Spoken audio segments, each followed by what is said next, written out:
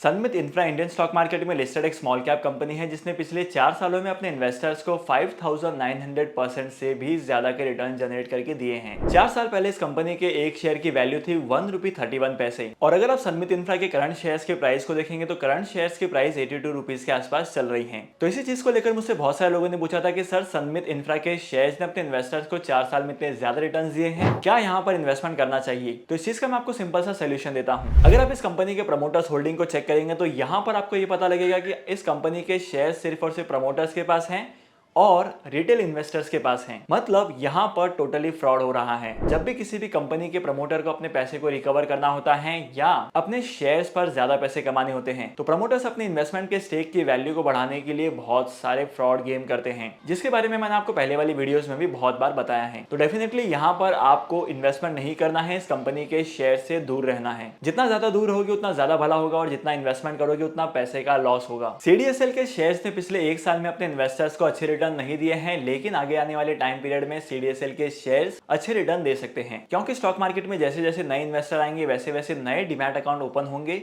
और नए demat account open होंगे तो सीडीएसएल के शेयर्स भी ऊपर जाएंगे, क्योंकि इंडिया में ज्यादातर डीमैट अकाउंट सीडीएसएल के साथ ही ओपन किए जाते हैं। और अगर आप लोग सीडीएसएल के चार्ट पैटर्न को देखेंगे तो सीडीएसएल के चार्ट पैटर्न में आपको ये तो समझ गया है कि लॉकडाउन के बाद 2020 के बाद सीडीएसएल के शेयर्स ने अपने इन्वेस्टर्स को काफी अच्छे रिटर्न दिए हैं। तो डेफिनेटली आपको लॉन्ग पीरियड ऑफ टाइम में सीडीएसएल के शेयर्स में इन्वेस्टमेंट करना है। सीडीएसएल के शेयर्स में इन्वेस्टमेंट करना है, ये सिर्फ एडवाइस है, मैं आपको रिकमेंड नहीं कर रहा हूँ। किसी भी कंपनी के शेयर्स में इन्वेस्टमेंट करने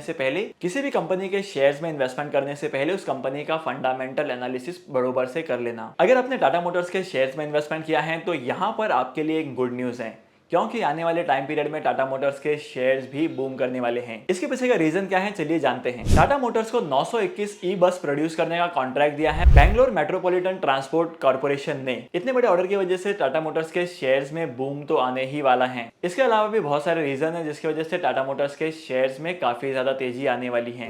और अगर आपको इसके बारे में डिटेल में जानना है तो मुझे कमेंट सेक्शन में जरूर बताना, इसके ऊपर एक मैं डेडिकेटेड वीडियो लेकर आऊंगा। अगर आप स्टॉक मार्केट में इन्वेस्टमेंट करना चाहते हैं तो एक मल्टीबैगर शेयर और दिखाता हूं, इसका नाम है टाटा स्टील। टाटा स्टील ने अपने इन्वेस्टर्स को पिछले 6 महीने में 22% के रिटर्न दिए हैं।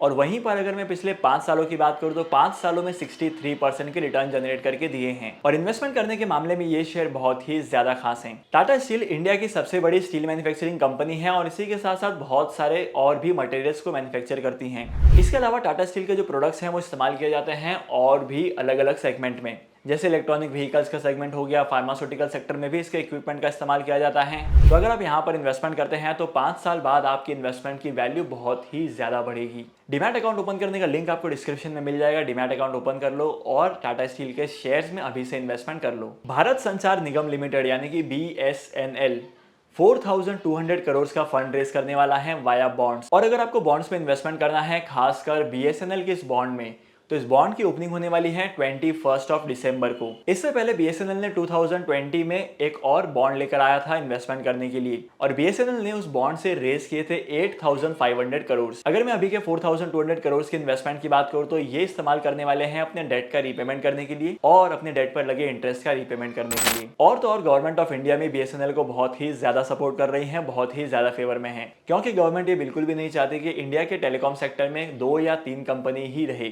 क्योंकि टेलीकॉम सेक्टर में जितनी ज्यादा कंपनीज होगी उतना ज्यादा ही मार्केट को कंपटीशन मिलेगा और इसी के साथ साथ इन कंपनीज के प्रोडक्ट के डेवलपमेंट में भी ज्यादा हेल्प मिलेगी। तो BSNL के इस बॉन्ड में आप अप्लाई करने वाले हैं, नहीं करने वाले हैं, मुझे कमेंट सेक्शन में जरूर बताना। सोने में इन्वेस्टमेंट करने का सुनहरा मौका आ चुका है। अगर आप सोवरेन गोल्ड बॉन्ड में इन्वेस्टमेंट करना चाहते हो तो ये आपके लिए एक सही अपॉर्चुनिटी है, क्योंकि हाल ही में गवर्नमेंट ऑफ इंडिया ने सोवरेन गोल्ड बॉन्ड की सीरीज 4 को लॉन्च किया है, जहां पर आप कम से कम 1 ग्राम गोल्ड के लिए अप्लाई कर सकते हैं और मैक्सिमम आप 4 kg तक अप्लाई कर सकते हैं। अगर आपको जानना है कि सोवरेन गोल्ड बॉन्ड क्या होते हैं, कैसे इन्वेस्टमेंट करते हैं और कितने रिटर्न मिलते हैं, तो इसके ऊपर मैंने एक डेडिकेटेड वीडियो बनाई है जिसकी लिंक आपको डिस्क्रिप्शन में मिल जाएगी। सोवरेन गोल्ड बॉन्ड की एप्लीकेशन स्टार्ट हो चुकी है और लास्ट आप अप्लाई कर सकते हैं 23 दिसंबर तक। सोवरेन गोल्ड बॉन्ड के 1 यूनिट में 1 ग्राम सोवरेन गोल्ड बॉन्ड की वर्थ होती है। अगर आप ऑनलाइन अप्लाई करते हैं तो करंटली ये 1 ग्राम का जो गोल्ड है इसके लिए आपको पे करने पड़ेंगे 5,359 रुपीज। लेकिन अगर आप ऑफलाइन अप्लाई करते हैं, किसी बैंक में जाकर फॉर्म भरते हैं तो यहाँ पर आपको 50 रुपीज एक्स्ट्रा पे करने पड़ेंगे पर ग्राम। स्टर्लिंग एंड विल्सन के सबसे बड़े इन्वेस्टर अपने 2.5% स्टेक को बेच रहे हैं वाया ऑफर फॉर सेल। और इस बड़े इन्वेस्टर का नाम पता है क्या है? इस बड़े इन्वेस्टर का नाम है शापूरजी पलोनजी। शापूरजी पलोनजी के 2.5% स्टेक को सेल करने की वजह से इस कंपनी के शेयर्स में मैसिव डाउनफॉल आ सकता है या इस कंपनी के शेयर प्राइस में मैसिव राइज आ सकता है। आपको क्या लगता है, डाउनफॉल आएगा कि राइज आएगा? मुझे कमेंट सेक्शन में जरूर बताना और इसी के साथ साथ ये भी बताना कि क्या आप इस ऑफर फॉर सेल के लिए अप्लाई करने वाले हैं। अब हम फिर से बात करते हैं यस बैंक के बारे में। यस बैंक ने अपने 48,000 करोड़ के स्ट्रेस्ड असेट जो है वो जेसी फ्लावर को ट्रांसफर कर दिए हैं। अब 48,000 करोड़ में से कितना रिकवर होगा ये तो जेसी फ्लावर रिकवर करेगा तभी पता चलेगा। लेकिन अगर यस बैंक की बात की जाए तो यस बैंक की बुक्स ऑफ अकाउंट जो है वो क्लियर हो चुके हैं और यहाँ पर अभी ज्यादा डेट नहीं है। तो यस बैंक जो करंट स्टेप्स ले रहा है, मुझे तो ऐसा लगता है कि आने वाले टाइम पीरियड में यस बैंक की हालत फिर से सुधर जाएगी और यहाँ पर इसके कंपनी के शेयर्स की वैल्यू भी बढ़ेगी। लेकिन आपको क्या लगता है, मुझे कमेंट सेक्शन में जरूर बताना और इसी के साथ साथ मुझे ये भी बताना कि आपने यस बैंक के शेयर्स में इन्वेस्टमेंट किया है या नहीं किया है।